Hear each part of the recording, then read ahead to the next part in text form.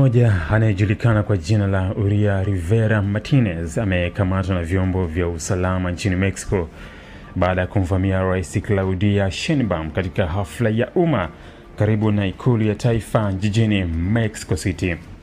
Tukio hilo lilitokea mbele ya umati wa watu na lilinaswa kwenye video inayoonyesha mwanaume huyo akijaribu kumbusu rais kwa nguvu, kitendo kilichomfanya Sheinbaum amsukume kwa haraka kabla ya walinzi wake kuingilia kati na kumdhibiti mshambuliaji huyo.